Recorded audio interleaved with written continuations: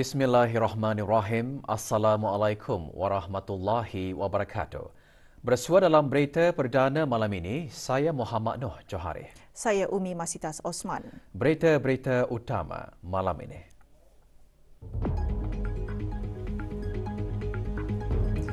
Kebawah Duli Yang Maha Mulia Paduka Seri Baginda Sultan dan Yang di-Pertuan Negara Brunei Darussalam bertitah menzahirkan keyakinan hubungan di antara negara Brunei Darussalam dan Kemboja akan terus berkembang maju dalam sama-sama mengharungi cabaran.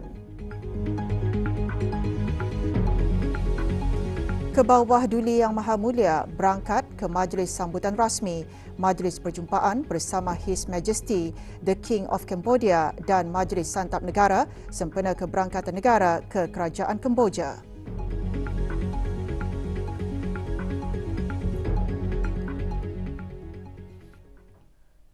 Kebawah Duli Yang Maha Mulia Paduka Seri Baginda Sultan Haji Hassan Al-Bolkiah Muizzaddin Wad Daulah Ibni Almarhum Sultan Haji Omar Ali Saifuddin Sa'adul Kariwaddin, Sultan dan Yang di-Pertuan Negara Brunei Darussalam bertitah menzahirkan ucapan tahniah kepada Kemboja atas kejayaannya dalam mempengerusikan ASEAN.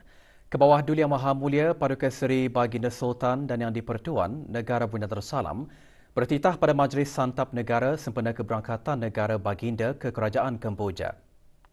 Majlis Santap Negara dihoskan oleh His Majesty Pria Bat Samnak Pria Boromonit Norodom Sihamoni, King of Cambodia. Berangkat mengiringi Kebawah Duli Yang Maha Mulia ialah Duli Yang Teramat Mulia Paduka Seri Pengiran Muda Abdul Matin. Terdahulu, Kebawah Duli Yang Maha Mulia berkenan menerima mengadap Tuan Yang Terutama Samnak Chow Wee Wiang Kong Som Ol, Timbalan Perdana Menteri dan Minister of the Royal Palace, Kemboja. Turut hadir semasa majlis mengadap tersebut, Tuan Yang Terutama Koi Sopal, Privy Councillor of His Majesty The King Norodom Sihamoni dan Senior Minister in charge of the General Affairs to the Royal Palace dan Tuan Yang Terutama Oknya Datuk Dr. Osman Hassan, Senior Minister in charge of Special Mission selaku Menteri Pengiring. Timbalan Perdana Menteri dan Minister of the Royal Palace Kemboja mengadap bagi menyembahkan aturcara keberangkatan negara dan kad jemputan bagi keberangkatan negara serta 2 jambangan bunga daripada His Majesty Pria Bat Samnak Pria Boromonit Norodom Sihamoni, King of Cambodia dan Her Majesty Queen Mother Norodom Mononit Sihanouk.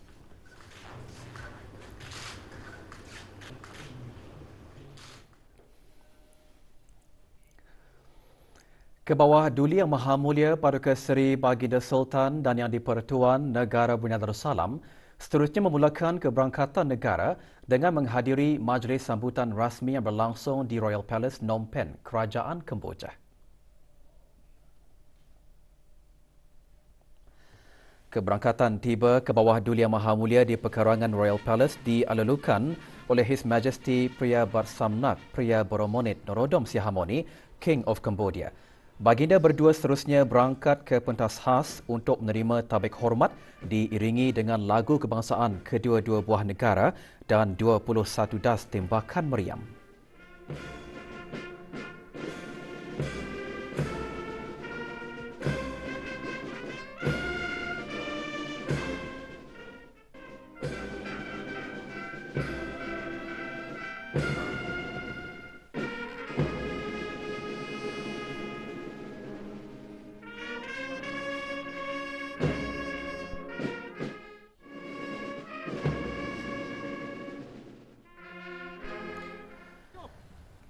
Ini diikuti dengan memeriksa barisan kawalan kehormatan yang terdiri daripada anggota Royal Cambodian Armed Forces.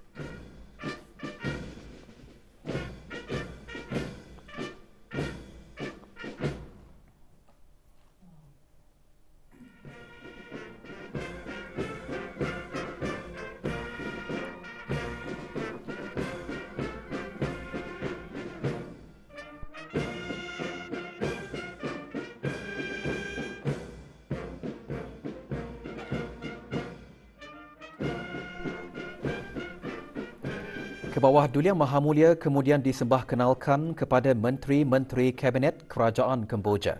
Ahli-ahli rombongan delegasi negara Brunei Darussalam juga disembah kenalkan ke hadapan Majlis His Majesty the King of Cambodia.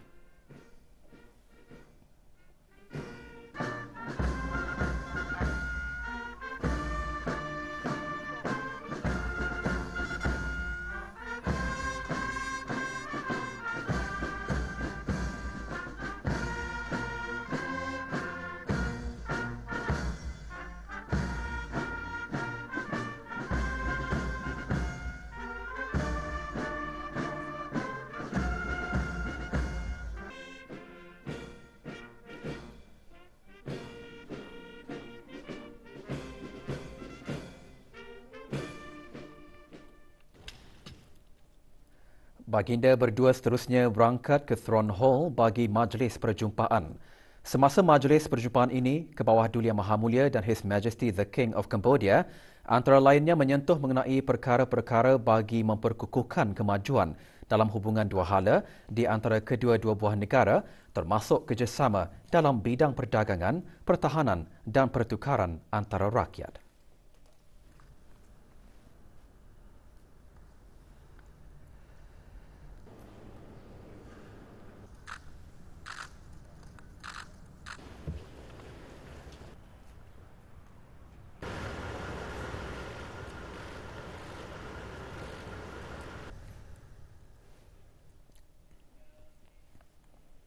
Selesai majlis perjumpaan bersama His Majesty the King of Cambodia, Kebawah Duli Yang Maha Mulia berangkat ke Peace Palace bagi menghadiri mesyuarat dua hala bersama Tuan Yang Terutama Samnak Yekik Mehe Senapade Techo Hun Sen, Perdana Menteri Kemboja. Semasa mesyuarat dua hala tersebut, Kebawah Duli Yang Maha Mulia bertitah menzahirkan ucapan tahniah kepada Kemboja atas kejayaan mempengerusikan ASEAN pada tahun ini. Negara Brunei Darussalam dan Kemboja, titah baginda, terus menjalinkan hubungan mesra dan akrab sejak penubuhan hubungan diplomatik pada 30 tahun yang lalu. Ke arah ini, baginda mengalukan peluang-peluang baharu untuk mengukuhkan lagi kerjasama dalam semua bidang sambil menambah bahawa penandatanganan Memorandum of Understanding on Bilateral Consultations adalah tepat pada masanya untuk mewujudkan satu platform bagi kedua-dua belah pihak bekerjasama bagi meraih manfaat bersama. Di tengah-tengah ketidaktentuan geopolitik, baginda menekankan keselamatan rantaian makanan dan bekalan adalah penting. Oleh itu, baginda menzahirkan penghargaan kepada Kemboja yang terus menghantar bekalan beras jasmin ke negara Brunei Darussalam meskipun menghadapi pandemik COVID-19. Menyentuh mengenai kerjasama dalam kebudayaan, belia dan sukan, baginda mengambil maklum bahawa kedua-dua buah negara telah menandatangani memorandum persefahaman dalam bidang kebudayaan dan seni halus serta kerjasama belia pada tahun 2021.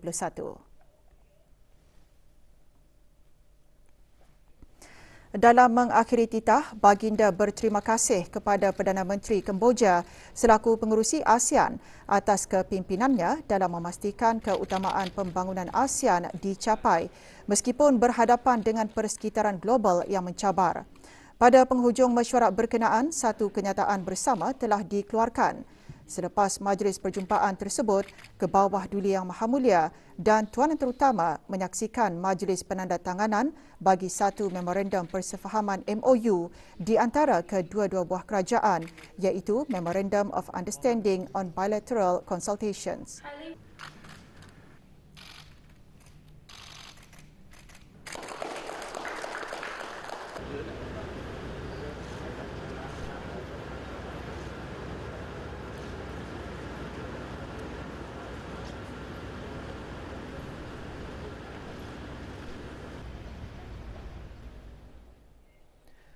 Majlis penandatanganan Memorandum of Understanding on Bilateral Consultations disempurnakan oleh Yang Berhormat Datuk Seri Setia Awang Haji Eriwan bin Pendatu Pekerjaya Haji Muhammad Yusof, Menteri Haliwal Luar Negeri kedua bagi Kerajaan Kebawah Duli Yang Maha Mulia, dan Tuan Yang Terutama Prak Sokon, Timbalan Perdana Menteri dan Menteri Haliwal Luar dan Kerjasama Antarabangsa bagi Kerajaan Kemboja.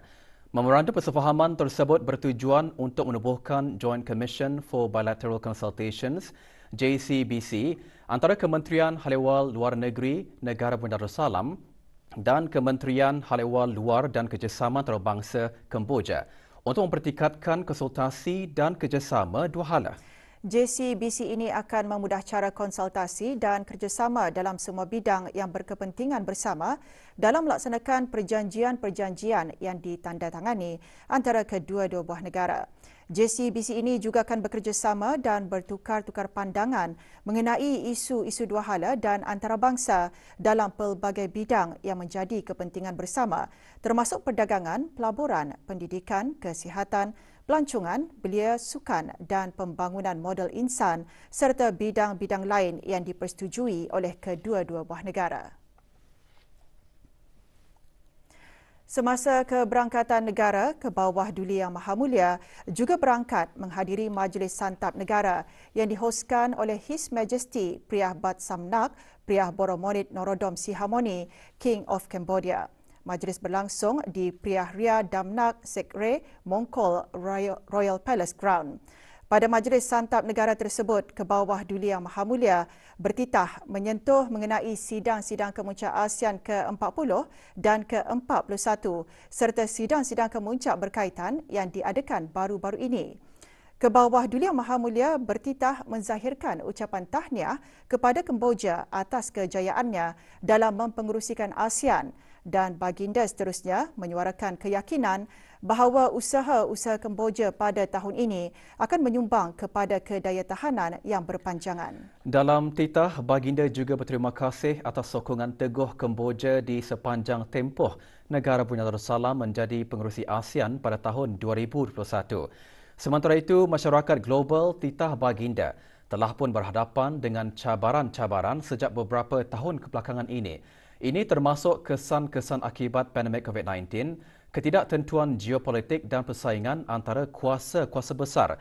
Dalam pada itu, baginda yakin hubungan di antara negara Brunei Darussalam dan Kemboja akan terus berkembang maju dalam sama-sama mengharungi cabaran. Pada mengakhiri titah, ke bawah Duli Yang Maha Mulia mendoakan agar His Majesty the King of Cambodia serta ahli-ahli kerabat diraja sentiasa sihat dan bahagia serta bagi kemajuan dan kemakmuran yang berterusan untuk Kemboja dan rakyatnya.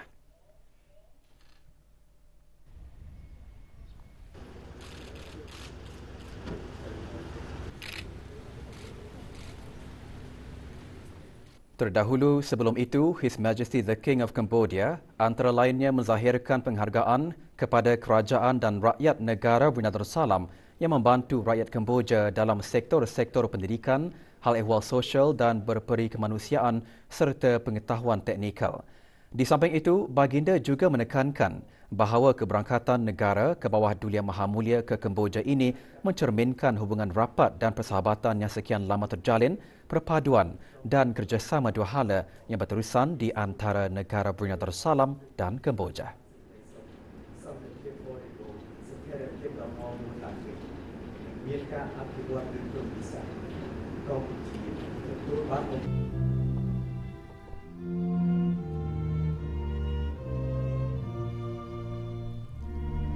Ke bawah Duli Yang Maha Mulia dalam titah mengiktiraf langkah-langkah luar biasa yang dicapai dalam pembangunan sosioekonomi Kemboja menjadi bukti kepada kepimpinan His Majesty the King of Cambodia dan komitmen teguh kerajaan Kemboja.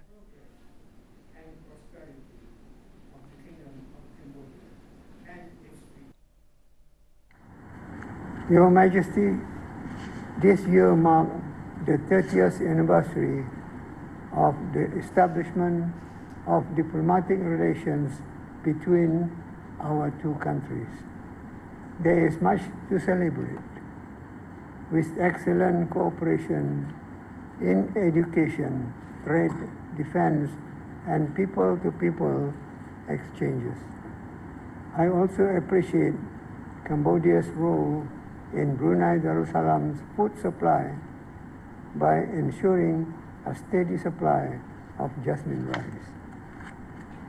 Much of the goodwill and friendship we enjoy at all levels was built upon the foundation of the late King Father, His Majesty Norodom Sihanouk. Since then, these enduring relations have steadily advanced through close cooperation between our two governments that is deeply rooted in our shared culture of being a friend to all and our respect for the principles of non-interference. Majlis Santap Negara juga diserikan dengan persembahan kebudayaan yang dipersembahkan khas bagi meraikan ke bawah Duli Yang Maha Mulia yang berada di Phnom Penh bagi mengadakan keberangkatan negara ke Kerajaan Kemboja.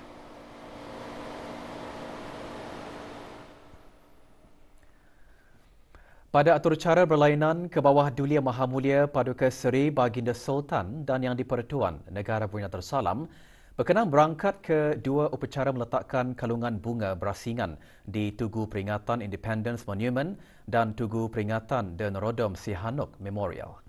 Independence Monument ataupun Monumen Kemerdekaan dibina pada tahun 1958 adalah tugu peringatan yang mempunyai reka bentuk seperti Menara Angkor yang bertujuan bagi memperingati kemerdekaan Kemboja pada tahun 1953 dan didedikasikan bagi mereka yang terkorban dalam mempertahankan negara berkenaan.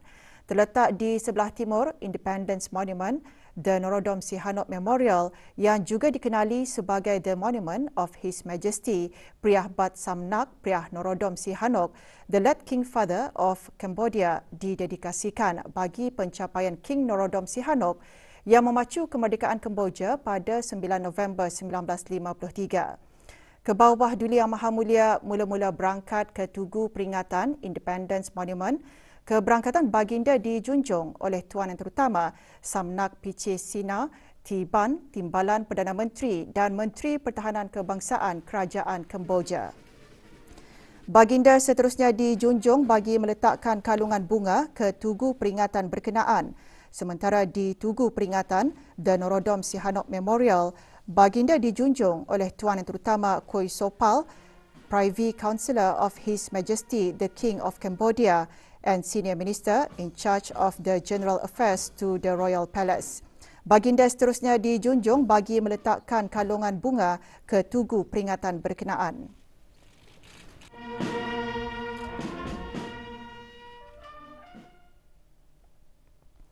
Sidang Kemuncak ASEAN ke-40 dan ke-41 serta Sidang Kemuncak berkaitan selama 3 hari menunjukkan kesepakatan para pemimpin ASEAN mengenai agenda dan keutamaan tunggak komuniti ASEAN serta mengukuhkan kerjasama ASEAN bersama rakan-rakan dialog. Kita ikuti sorotan mengenainya.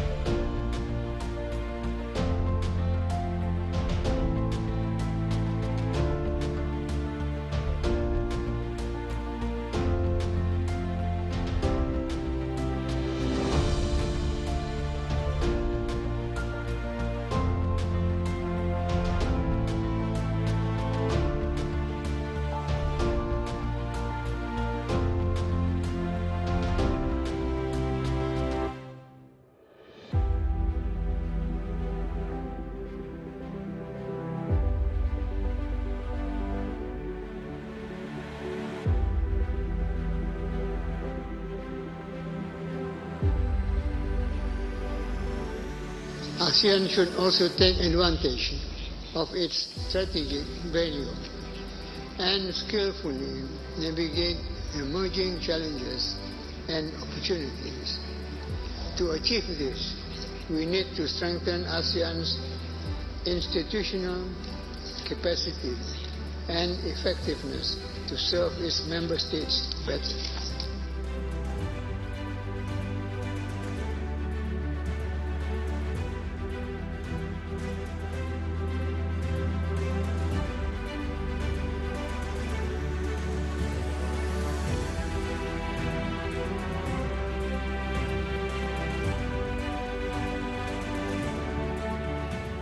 We welcome negotiations to upgrade the ASEAN-China Free Trade Agreement and bring it up to date, more business-friendly, and resilient to global challenges.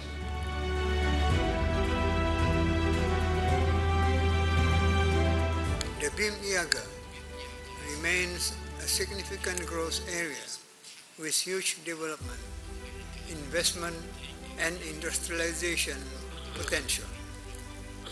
I therefore appreciate the ROK's contribution to the BIM-IAGA, ROK Cooperation Fund, which will further socio-economic progress.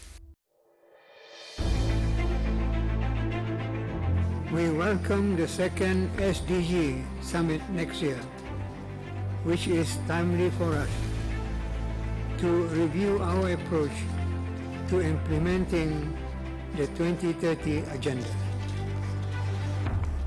Towards this end, ASEAN and the UN should work more closely together and continue to promote complementarities between the ASEAN Community Vision 2025 and the 2030 Agenda.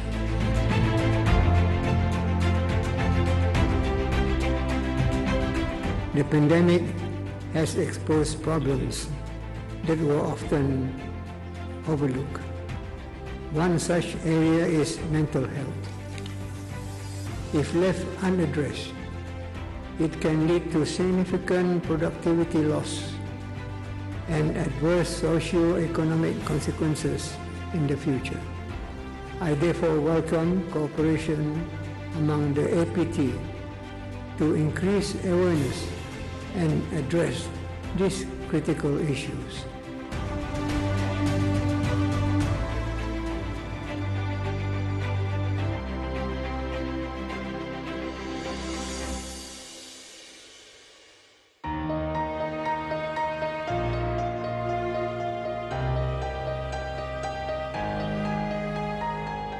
As our youth of today will become leaders of tomorrow, we must invest in their development by providing them with the necessary skill set. Given India's leadership in the field of digital science, including artificial intelligence, we welcome enhanced cooperation in mutually beneficial areas such as human capacity building initiatives. Therefore, we should encourage further collaboration between our higher education institutions.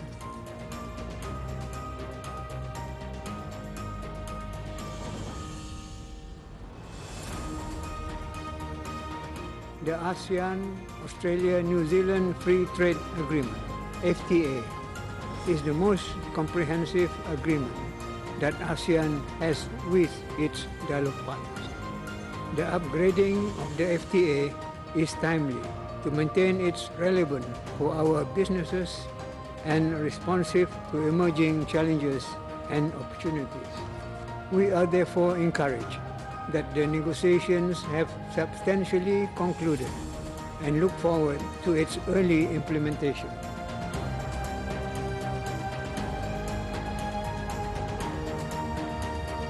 Another issue we face is our aging society, and we recognize our shared responsibility to provide them with the necessary support.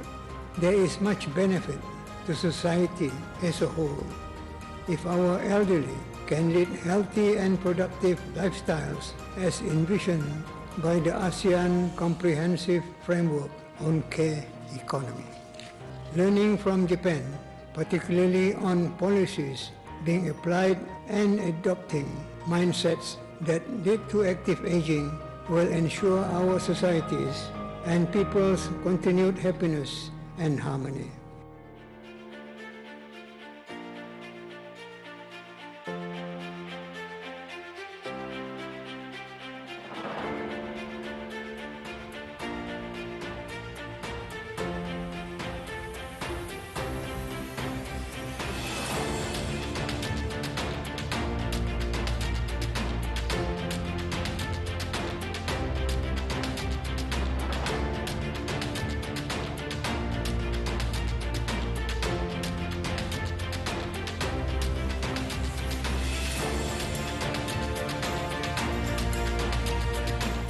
Our people, businesses, and many aspects of our daily lives are fast becoming more dependent on the internet. It exposes them to constant cybersecurity threats such as data breaches and fraud.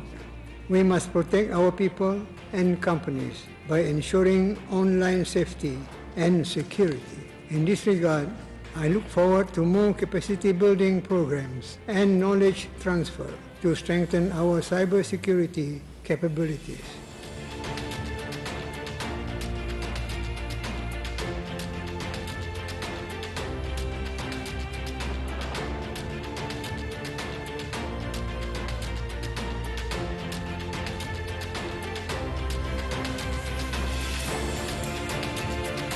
As a signatory of the Roadmap for Global Food Security and a G7 member, Canada's commitment to addressing this global challenge is commendable. Therefore, we encourage capacity building programs and share best practices in agricultural technology to mitigate the impact and ensure that region is better prepared.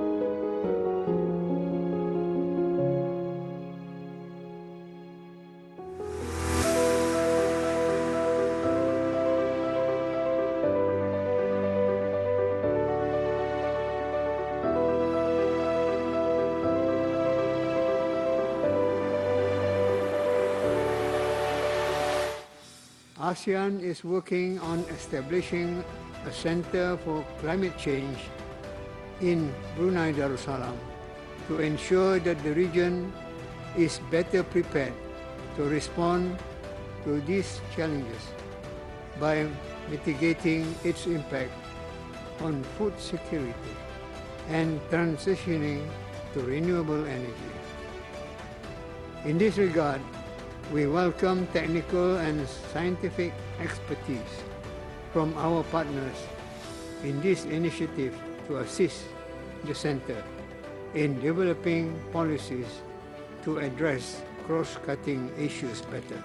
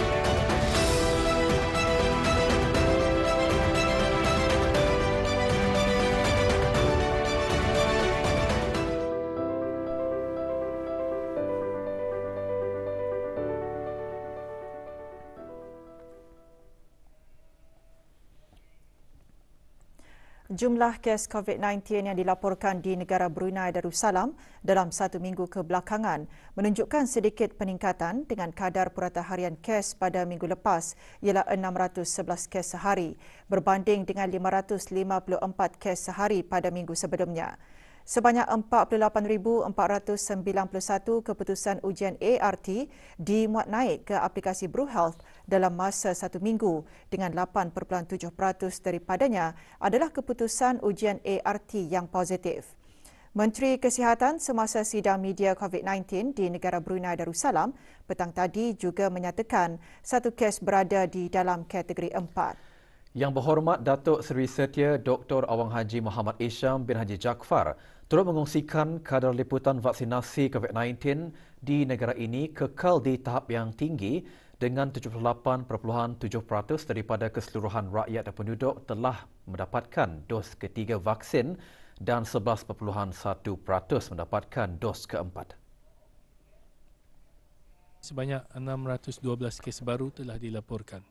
Itu 608 kes hasil ujian ART dan 4 kes adalah hasil dari 143 ujian makmal RT-PCR.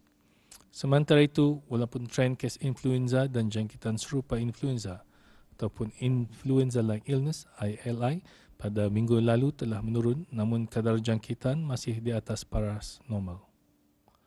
Orang ramai adalah diingatkan untuk terus berwaspada dan mengambil langkah-langkah pencegahan seperti mengasingkan diri jika mengalami tanda-tanda jangkitan dan mengelakkan dari tempat-tempat yang penuh sesak.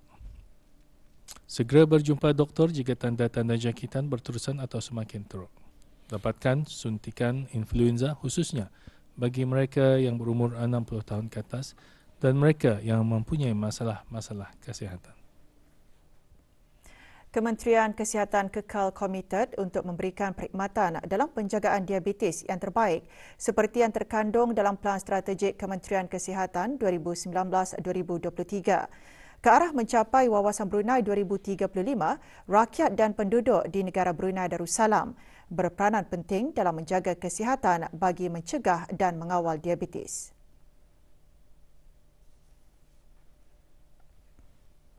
Menteri Kesihatan berkata pada tahun 2021, seramai 537 juta orang dewasa di seluruh dunia mengidap diabetes dan dijangka meningkat kepada 643 juta orang menjelang tahun 2030.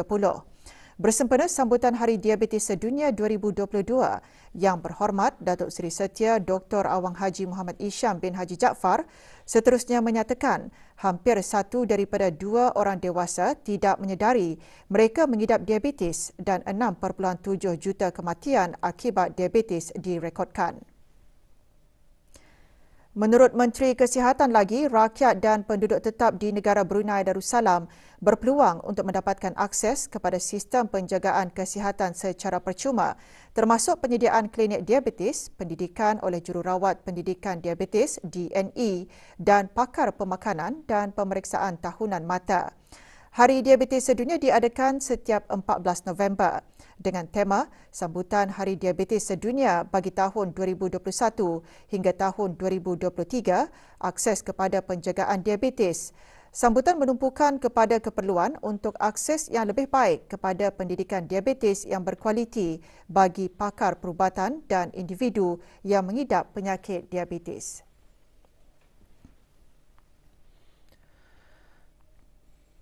Penandatanganan Memorandum Persefahaman MOU antara Kementerian Kebudayaan Belia dan Sukan dan Universiti Brunei Darussalam UBD merupakan salah satu usaha dalam mendokong hasrat untuk meningkatkan kualiti kehidupan rakyat, pendekatan melalui Whole of Nation.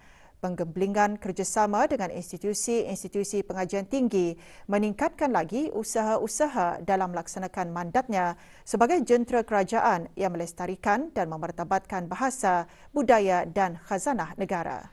Perkara tersebut dinyatakan oleh Dayang Haja Nur Ashikin binti Haji Johari, Setiausaha Tetap Kemasyarakatan Kementerian Kebudayaan Belia dan Sukan semasa majlis penandatanganan MOU dengan UBD petang tadi di kementerian berkenaan. Pendekatan senegara atau Whole of Nation hadir menyaksikan penandatanganan Yang Berhormat Datuk Seri Setia Awang Haji Nazmi bin Haji Muhammad, Menteri Kebudayaan Belia dan Sukan. MOU ditandatangani oleh Setiausaha Tetap Kemasyarakatan, Kementerian Kebudayaan Belia dan Sukan serta Pengiran Haji Rosli bin Pengiran Haji Halus, Pengarah Pentadbiran dan Keuangan. Manakala UBD diwakili oleh Naib Chancellornya, Dr. Hazri bin Haji Kifli dan Dayang Rubiah binti Haji Yaakob, penolong Naib Chancellor Korporat dan Pentadbiran.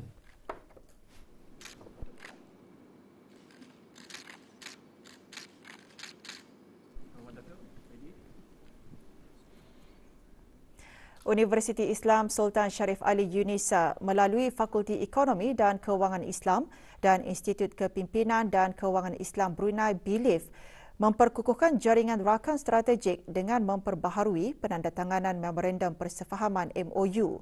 Majlis berlangsung petang tadi di Yunisa. MOU ditandatangani oleh Dr. Abdul Nasir bin Haji Abdul Rani, Dekan Fakulti Ekonomi dan Kewangan Islam Yunisa. Manakala BILIF diwakili Dayang Hajah Sufina binti Haji Sahad, Ketua Pegawai Eksekutifnya. Penandatanganan disaksikan oleh Dr. Haji Nur Arfan bin Haji Zainal, Rektor Yunisa.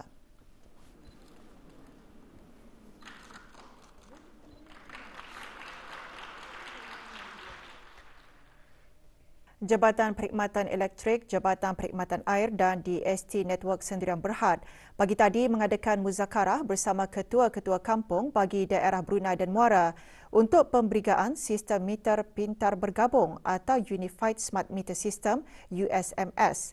Muzakarah berlangsung di Jabatan Daerah Brunei dan Muara. USMS membolehkan para pengguna memantau dan menggunakan utiliti serta menjimatkan perbelanjaan dalam satu aplikasi. Selain itu, para pengguna juga boleh menambah nilai dengan hanya menggunakan telefon pintar secara dalam talian atau e-dealer kedai runcit.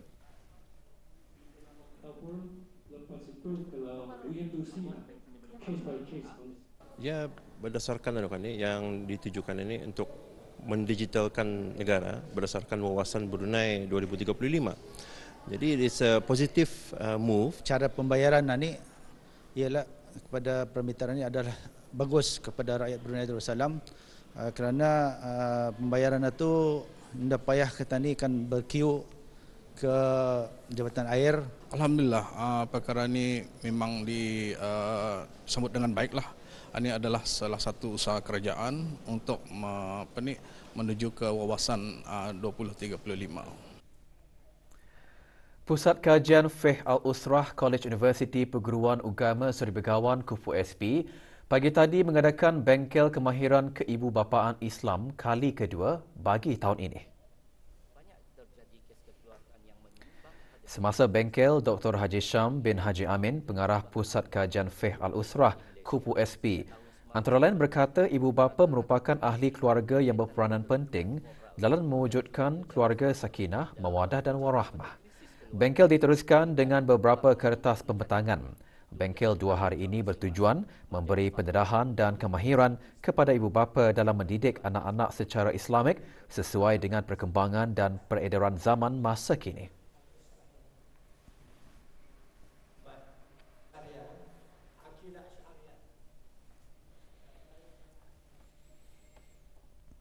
Bahagian Imarah Jabatan Hal Ehwal Masjid dengan kerjasama Pejabat Hal Ehwal Masjid Daerah Tutong pagi tadi mengadakan bengkel pengurusan jenazah bagi Jawatankuasa Takmir dan kumpulan belia masjid bagi Mukim Kriam dan Mukim Kiudang. Bengkel diadakan di Masjid Ar-Rahim, Kampung Bukit Panggal, Tutong. Hadir Pengiran Haji Haslin bin Pengiran Haji Ali, pemangku penolong pengarah Hal Ehwal Masjid. Bengkel 2 hari ini antaranya menerangkan adab-adab menziarahi orang sakit dan nazak, teori dan praktikal menguruskan jenazah.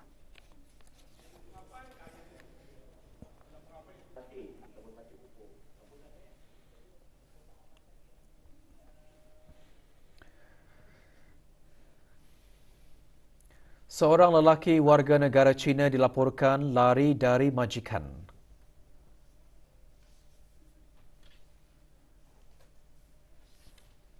Sebarang maklumat mengenai Lai Voi Hiong, 43 tahun, pemegang pasport bernombor H339548894, hubungi Balai Polis Sengkurung di talian 266-1334 atau talian kecemasan polis 993 atau balai-balai polis yang berdekatan.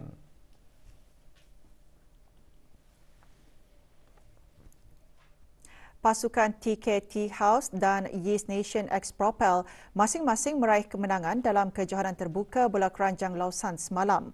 Perlawanan berlangsung di gelanggang bola keranjang Batu Bersurat. Dalam aksi perlawanan kategori A terbuka, menyaksikan pasukan TKT House menang 89-46 ke atas pasukan Unity.